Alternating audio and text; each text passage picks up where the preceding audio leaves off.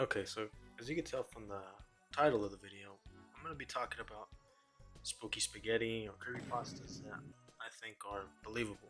Everybody knows what a creepypasta is, and if you don't, it's an internet campfire story. And I'm here to tell you about some of the more believable ones.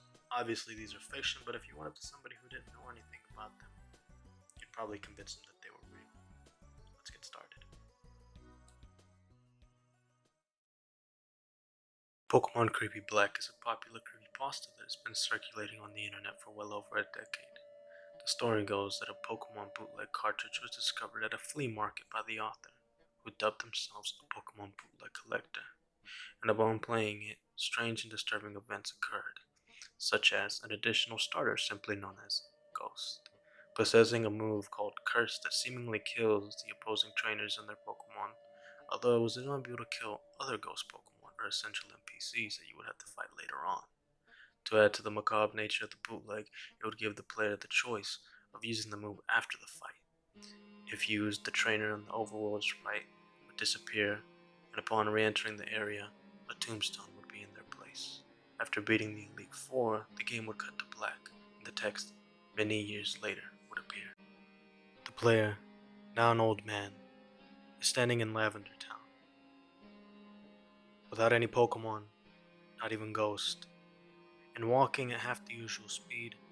The player must return to Pallet Town, being haunted by the music of the lavender theme. Everywhere they go, they must start traversing a world devoid of life aside from the tombstones of the trainers that they've killed. The author makes their way back to Pallet Town, finding a way through Diglett's cave, which now has all obstacles removed. When going back to the very tile that the game starts, a sequence would play, showing all the Pokemons and all the trainers that the author had killed before being confronted by the ghost. By this time, the Lavender Town music has become nothing but a demonic rumble, low in pitch. Then suddenly, the battle begins. The old man, having no Pokemon, must simply fight himself. Using struggle and chipping away at his health, it's only a matter of time before the ghosts then attack. Using Curse, the screen goes black. The game suddenly starts back up, with nothing but new game being the only option.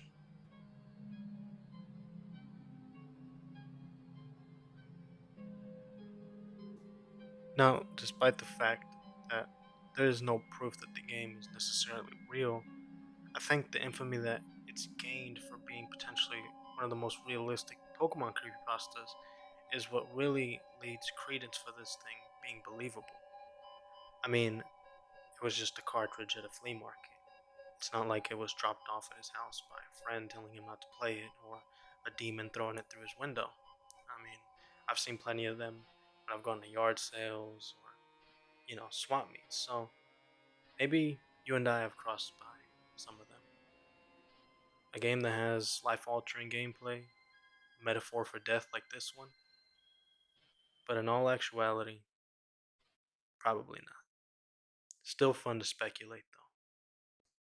The fact that this creepypasta steered away from the usual tropes of supernatural occurrences happening in the game or gratuitous violence popping up on a Game Boy Color screen, it sticks more to something believable. This was a ROM hack that was released by somebody who was trying to send out a message of some sort. And to be honest, I'd be pretty messed up too if I had a Game Boy game kill me at the end of the game. But I think the fact that this was more of a ROM hack than a haunted game is what really makes it believable for me. But let me know what you think.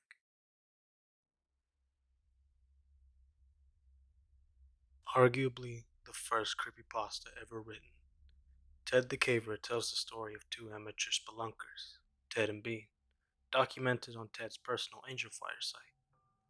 They stumble upon a previously undiscovered cave they dub Floyd's Tomb and start to explore.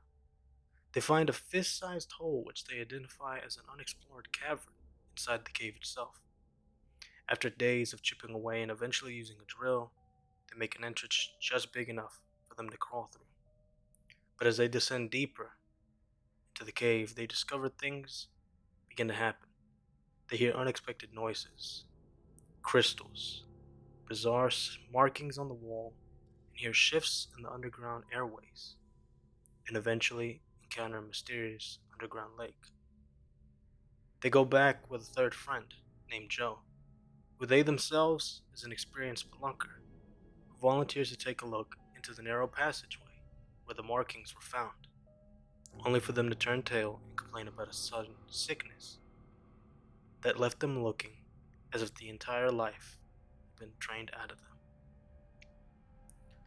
With no strength to explore, or will, Joe demands to head home. Joe is then reclusive for the remainder of the story, possibly traumatized from his experience. Theories are thrown around between B and Ted about what the markings meant and why the cave had such a change in atmosphere and geology, and most harrowing, what happened to Joe.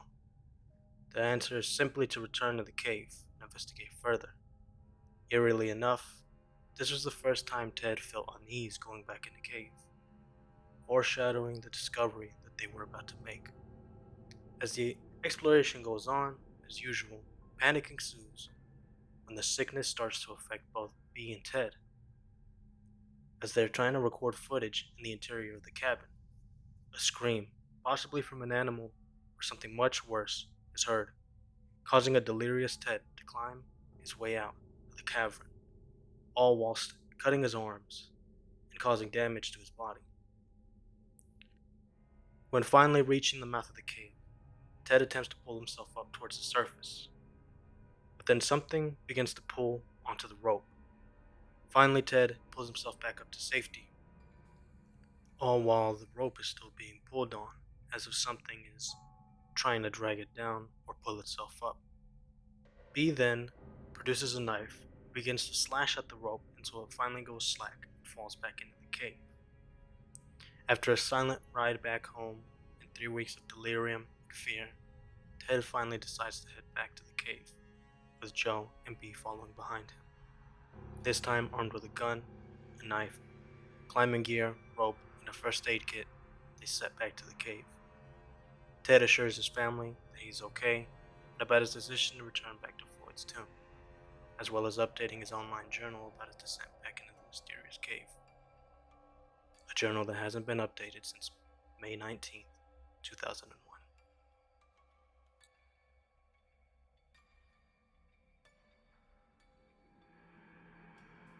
So, as you could tell from that incredibly abridged summary of the story, um, Ted the Caver was a story that everybody thought was real for a very long time. And I think the reason why it was so largely believed as real is because of the way it was presented. The story is told in journal entries, something that's a little bit more personal and authentic.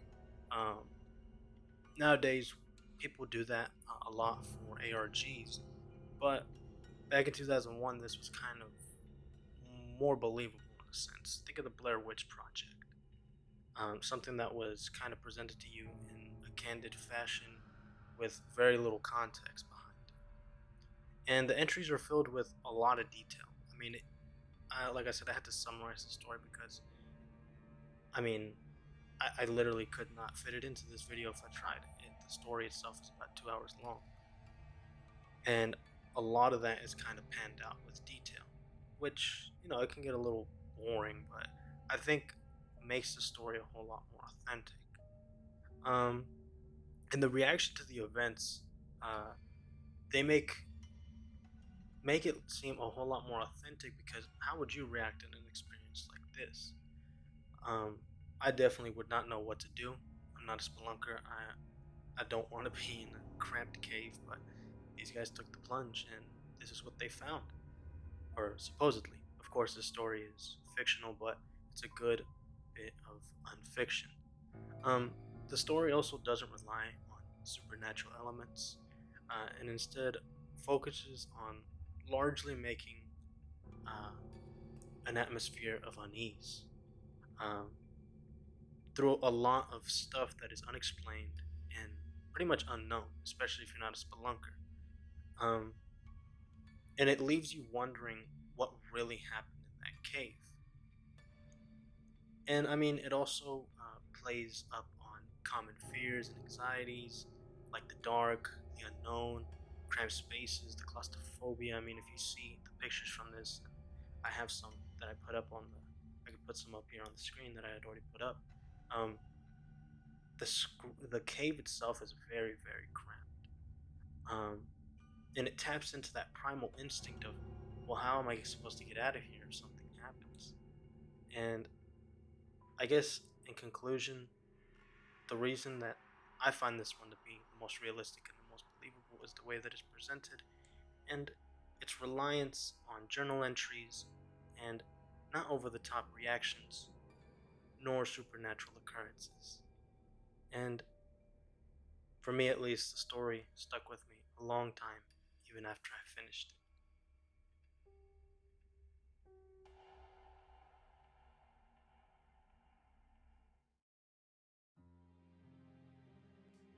Barbie.avi describes a disturbing experience that occurred to the author after a long night of partying. The author wakes up and decides not to stick around any longer and begs his girlfriend for a ride, who agrees. Unfortunately, their phone dies, so instead, choose to wait and keep an eye on the window to see when their girlfriend pulls up. Drowsiness overcomes the author and they doze off. A crash is then heard by the dumpster near where the author is waiting. A computer, monitor and all, had been thrown near the heaps of garbage. The screen to the monitor had been destroyed, but the tower still seemed to be fairly intact. As the author's girlfriend arrives, they decide to take the tower, which a friend might have been able to use to salvage. Eventually, the author hooks up the computer after forgetting about it for a week in his girlfriend's trunk and peruses the storage, eventually finding a file called barbie.avi. This hour-long video features a woman sitting in front of a white background while being asked questions. The quality to the audio is heavily deteriorated even after the author tries to isolate the vocals of the woman, but the video itself is haunting. The woman can be seen crying while repeatedly mouthing the word skin to the point her face turns red. The author watches the video several times, noticing that there's more footage even after it fades to black. In the additional footage, a pair of legs can be seen walking along train tracks. The legs walk for several minutes until they come across a forest and walk over a makeshift plywood path before the video ends. The author recognizes the tracks as they were only a few miles away from him, and their excitement motivates them to investigate. They ask a friend to come along, but when they arrive in the morning to pick them up, they weren't awake. Already prepared mentally and equipment wise, they set out alone and find the train station where the tracks from the video are located. They walk for about 2 hours until they stumble across a plywood path. They slowly make their way across, occasionally stopping to listen if anybody's around, but all they heard was silence. After crossing the tree line, they see it, a house, consumed by nature, left to rot for decades, and only a few yards away, a rusted shed. They finally enter the home and take a couple of pictures and notice some off-putting details about the presumed abandoned home. The door to the basement looked brand new compared to the front door, as well as being the only locked door in the home. In the upstairs room sat chairs and a fold-up table that also seemed to be a little new. And most disturbing of all was the bathroom. The mirror had been wiped free of dust, and a plastic tarp was placed in the bathtub that appeared to have been cleaned due to the water droplets that were still on it. Suddenly, the author hears a loud moan, causing them to bolt out of the house. The author reasons that maybe it was the water pipes expanding. Then they think to themselves, why would there be running water in an abandoned home?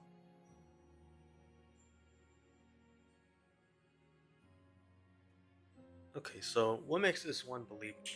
Um, Again, like the other two, it would have to be the perspective. Um, Being told in a first person perspective adds a little bit of credibility because it's better than you trying to recount somebody else's memories. Um, and of course, somebody could outright lie to you, but when it happens to you, you get a lot of detail, and that's what this story has in spades. If you've read this story, then you know what I'm talking about. There's a lot of detail about the scenery and what's going on that I left out. But another thing that lends credence to this story is the inclusion of the videos. If you've seen the videos, you know what I'm talking about. Of course, it's already been debunked, but um, yeah, it lends credence to the story. On top of that, I like the reasoning that the author has at the end of the story. You know, if I heard a moan in an abandoned home, I would have left and probably not reasoned at all. But to them, they try to keep, you know, their head on tight. They think, maybe it was just the pipes in the house, because of the bathtub. But then they question themselves, why would there be water in there? And that's another reason that makes the story so believable. Um, it has a lot left up to interpretation. You could imagine that maybe in connection with the videos that they were running some sort of torture snuff ring in there, or some sort of limb trafficking circle. I don't know if that's a thing. But yeah, I mean, all the things were there. A locked door could have held Barbie, or the woman in the video, and that could have been the moan we heard, as well as the bathtub having a tarp in there, possibly for cleanup situations with the fresh water droplets on it. You can only imagine what they had to clean off of it. But yeah, in my opinion, this is probably one of the most open-ended creepypastas uh, that I can think of. There's so many interpretations that can be left up to this. Uh, Maybe nothing happened at all. Maybe it was all just one big coincidence. But who knows? Maybe Barbie did get AVI'd. I'm kidding, but yeah. Um, you could think that the missing arm from the woman could be like taking the limbs off of a Barbie. But then again, I don't know. Let me know what you guys think about that one. That one's definitely a very open-ended one. But yeah, um, what makes this one believable? I would have to say the perspective, um, the open-endedness of it, and the added media, which always helps a story out when they can have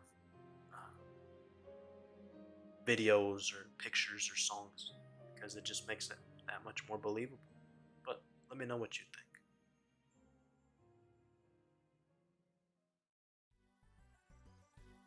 Finally, I finished this video. It took me a long time to finally compile all the information, all of the scripts, all of the music, all of the gameplay, but I finally finished it, and I'm proud of it. So let me know what you guys think about it. It's the first video on this channel. I just want to give a shout out to all of the people who helped provide music for this video. I'm gonna leave you guys in the description, and to my homies over at the Chamber House for encouraging me to do this and start this channel, and to my girlfriend for coming in and checking on me every so often. I couldn't have done it without you guys, and to everybody who watched, thank you.